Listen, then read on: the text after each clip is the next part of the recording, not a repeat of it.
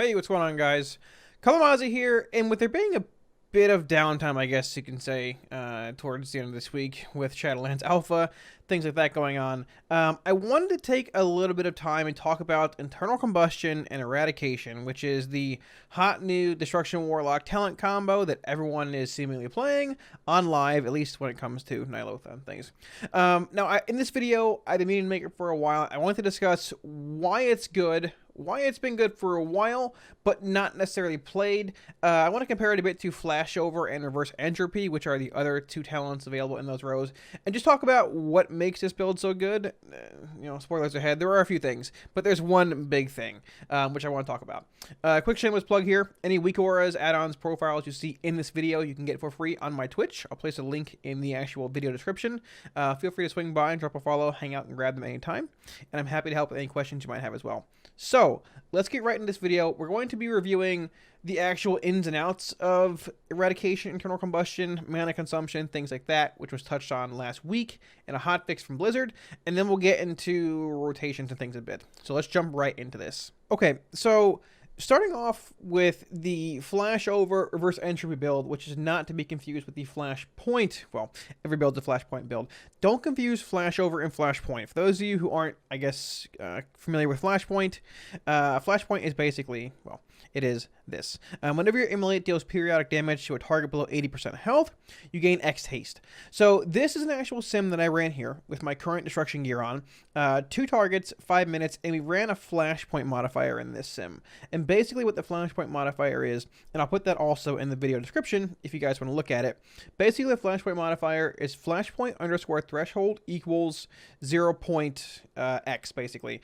What I'm getting at here is if it's set to 0.5, that means that that Flashpoint will stop proccing on the boss when the boss reaches 50% health.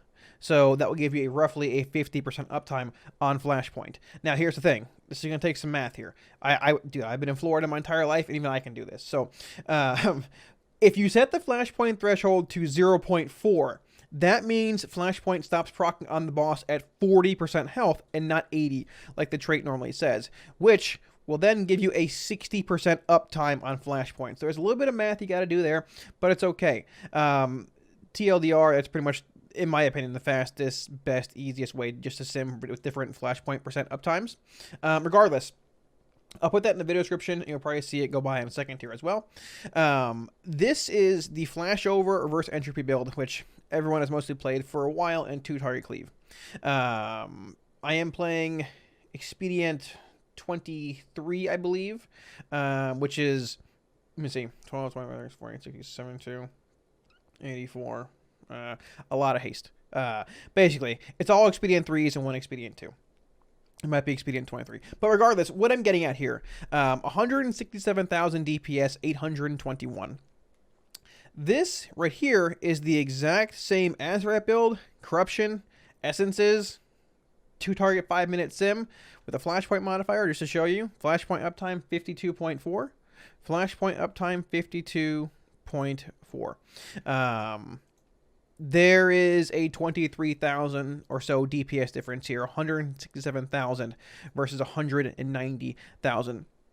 It's pretty big. It's pretty impactful.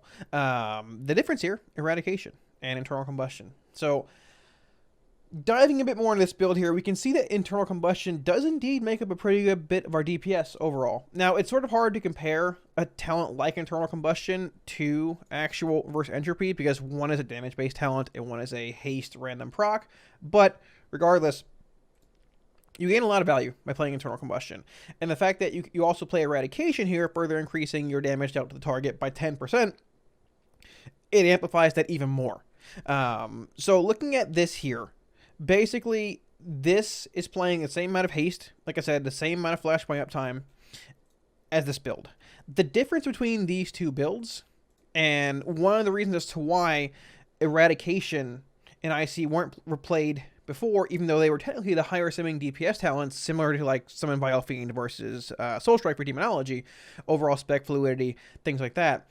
But with Expedient being purchasable on the vendor, and Expedient working and I guess scaling with Flashpoint, which 10, arguably 11 out of 12 fights are this tier in Ny'alotha, you gain an absurd amount of haste with so much expedient 90 bonus percent haste with flashpoint proccing.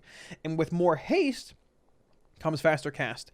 Basically what I'm getting at here is the faster you can cast, the higher eradication uptime you can have. It's so much easier to maintain eradication when your Chaos Bolt is 1 second versus 2 seconds earlier on in the expansion. It is so much easier. And obviously, a 10% damage amp, not even just to your other destruction spells or just your other Chaos Bolts. This is a flat 10% damage increase for 7 seconds. So this, paired with internal combustion, with everything else, pushes this build ahead. One thing I do want to note is that there was a recent change Blizzard made to Warlock's mana consumption when it comes to casting spells. I can actually show you here. So this is a no flashpoint 2-target sim playing Eradication, Internal Combustion. There's a pretty big DPS difference here, but what I want to show you is this. There were a lot of complaints that I had received on stream or in DMs or whatever. People were saying, hey, I'm running out of mana on my Warlock. If you go into the HTML report, Raidbot's Simcraft Gear Sim here, you can look at overall mana consumption. Now, we're going to go look at no flashpoint, 2-target Eradication IC sims first, right? This is 172,000 DPS. We'll go over here. We'll scroll down a little bit. My mana consumption is pretty stable here for the most part. And I do want to say this is actually... this is basically like post changes that Blizzard made for Warlocks. Basically, they reduced the mana cost of, I think, Immolate, Incinerate, one of the two, I don't know, by 25%, I think. Basically, mana should no longer be an issue. But if you were having issues playing a spell before or playing with a lot of expedient, that was really the reason why. You can see with no flashpoint here, this is a 2-target sim with IC Eradication. My mana is pretty consistent across the board. At the 5-minute marker here, basically, I'm at 91% mana. If you go to this sim, though, with a 50% flashpoint uptime, you can see my mana drops off a decent bit. Flashpoint drops off right about here in this sim, give or take a little bit. And you can see it becomes a lot more consistent here. But we're sitting at 70% mana here instead of 91 or whatever in the other sim. And this is also post nerf. Previously, these actual sims, they looked, mana consumption here looked very different. At high haste levels, it was like this. You would just go down here and you were like running on fumes here. And this is my character. I have expedient, like I said, 23, I think, which doesn't really say a whole lot because different numbers of expedient, different percentages come into play. But what I'm getting at is with all the expedient I have on, which I believe is like a 90% bonus haste amp, at all of my gear, I have a gem socket on every single piece of gear. I'm sitting at like 60% haste baseline on my Warlock. There are people at 95, 100%. And with flashpoint proccing, it's so insanely excessive. People were running out of mana a minute into a fight. Now, post mana changes, that's not nearly as much of an issue, but you would more so encounter that on fights like Il'gynoth, where you were applying a lot of immolates to a lot of targets and had a 75-ish% flashpoint uptime. Let's see if we can do this here really quickly, actually, while I'm here. Let's see if we can run this quick sim again and change the actual flashpoint threshold to 0.2. So this essentially says that flashpoint is going to be up for 80% of the fight. Flashpoint stops proccing at 20% health on the target. So let's run this sim, and we can look at the actual mana consumption at the end of this.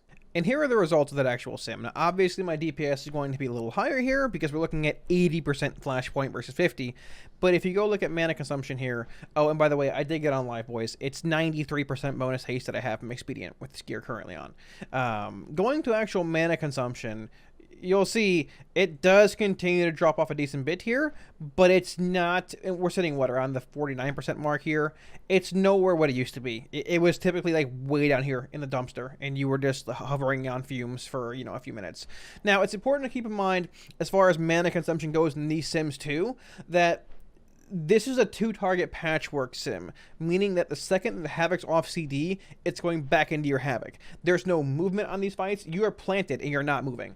Typically, the vast majority of fights in raiding, we really don't encounter patchwork fights anymore, let alone patchwork 2-target fights that have a pretty high flashpoint uptime. So typically there's some movement, some reacting to mechanics where you're not casting spells on the move at times, but like I said, in a setting where you're, like Il'gynoth, where you have a pretty high flashpoint uptime, and you're casting Immolate over and over, which is, costing you mana, you can run into these actual issues. So, now that we've basically covered as to why I see Eradication is better, damage amp, internal combustion being a big part of overall damage, let's look a bit here rotationally, what it really changes for us, especially with this high of a level of haste in rating. Now, just to elaborate a bit more on this build compared to the old flashover / reverse entropy one, the internal combustion eradication build is extremely haste hungry, both due to, as mentioned, higher eradication uptime, as well as not having the extra haste around that we previously did with flashover and reverse entropy. I have run sims with Expedient 3 in every slot with max haste gems, and it still wants more haste. Previously, this was an issue of sorts with our mana being a bit of a restriction, but that's no longer an issue, it seems, with last week's hotfixes. I will be sure to run your own sims, because gearing and stat weights will vary from character to character, but this build wants pretty much all the haste that it can get. When it comes to Eradication / internal combustion's gameplay rotationally, not a whole lot really changes in a sense, outside of having to refresh Immolate a whole lot more. It's pretty much the same sequencing that we have followed in our opener for a while now, pushing Dark Soul back 10 seconds into your Infernal and dumping Chaos Bolts. You just have to be sure to refresh your Immolate in between every other bolt or so. Now, it is important to mention that Chaos Bolt does indeed have a travel time, so technically you can cast the bolt with your Immolate having less than 5 seconds remaining, but refresh an Immolate mid-Chaos Bolt travel time to have it consume the full 5 seconds. It's also important to note that it's better to refresh your Immolate if it has less than 5 seconds left before casting a Chaos Bolt, and if the travel time trick is not an option. What you're really looking to do is maximize your actual eradication uptime by weaving Chaos Bolts in a sense, all while maintaining your Immolate dot.